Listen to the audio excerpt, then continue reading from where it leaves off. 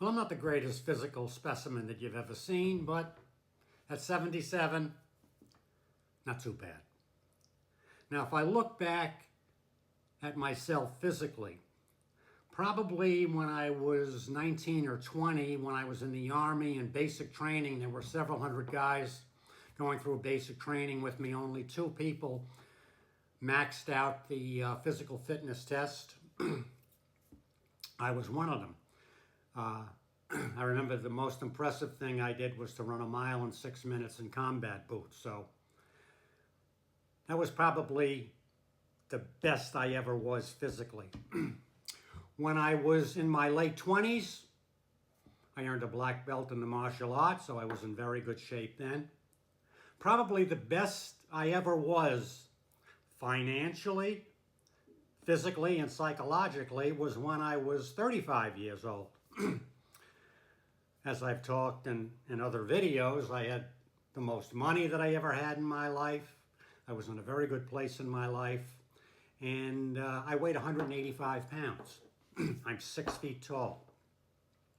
I know back when I was in the Army, I was like 175. So now I had graduated from age 20 up to age 35. I'm up to 185. And then gradually over the years, over the course of that 40 years, up. And I got up to like 217 or whatever, which really I didn't like. So I've always forced myself down. I always wanted, I still have that goal today, to get back down to that 185. But what happens is that I keep fluctuating between 210 and 200. 200, 210, 200, Once in a while, I get down to 198, 197, 196. As we're speaking, I'm still saying, okay, that's going to be one of my New Year's Eve goals for 2025. Come on, Bill, you can do it. Papa Bill, you can get down to 185. But whatever, I'm not in bad shape for someone of my advanced years. So what is it that I do?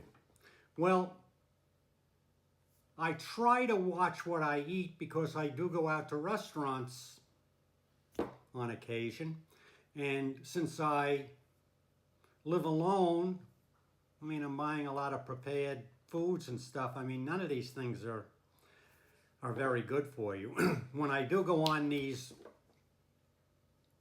fitness kicks, I know that, if I get up to 210, I'm like, oh my God, I got to do something. So I'll fast for a day or two. If I fast for one day, I lose, 2.5 pounds. Fast for 2 days, 4 pounds. So at least I start the process going down. Here's what I do every day, though. Not every day, 6 days a week. I give myself Sunday off. I don't measure my steps on Sunday, but I have one of these little pedometers that you can get for, $10 or $15 on Amazon. So this pedometer is pretty good. So this pedometer measures the steps that I take. So my goal is always to go at least 10,000 steps.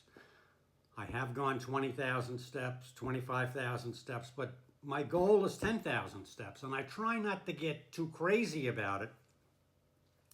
So when I get to 10,000 steps, I push this button in the back, it goes back to 0, and then I start over for the next day. So I'm not crazed about it.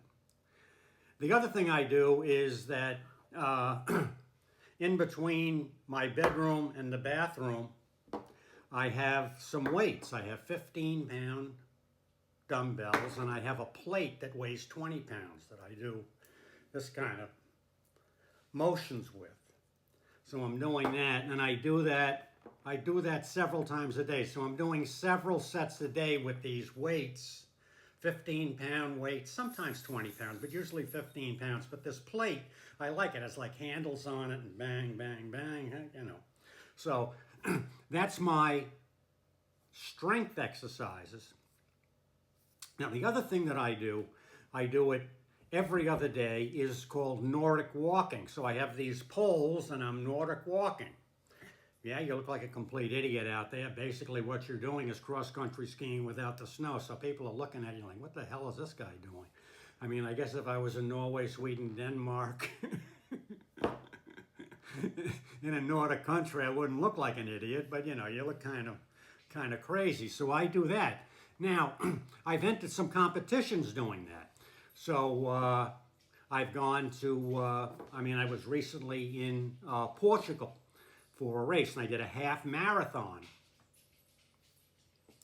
And I've been thinking about these half marathon. The half marathon is really pushing it for me, but I think a good distance for me is 10K. I can do a 5K in under 50 minutes. I can do a 10K, double that. But what's good about this is that I like to look up races in different places so I can go different places, and most of these races are on a Sunday, so I can go on a Thursday, do exploring, do all kinds of things, be in the race on a Sunday, and then come back on Monday. So I do enjoy this Nordic walking. Now with Nordic walking, you're walking, but you're actually supposedly walking 20% faster with these poles, and you're taking a lot of the strain off your legs. So it's a lot of your upper body involved in the walking. So I think this is very good overall exercise, especially for someone who is a senior like myself. So I would certainly recommend somebody trying this Nordic walking, N-O-R-D-I-C walking. You can easily go on YouTube and see all kinds of videos about Nordic walking. Now these poles that I have, I know myself. So these poles are anywhere from $25 up to $250. And, you know, I mean, first I bought some that were like $30 and I'm out there, you know. And then I'm really getting into this and I said, you know, I got to bite the bullet. So I bought the carbon fiber ones that are $250 and I've been using those for like the last 6 months. And they've serviced me very well, and I think I'll have them for a few years. So basically that's what keeps me, which I hope you see is not bad shape for somebody who's 77. So if this has helped anybody, keep it up.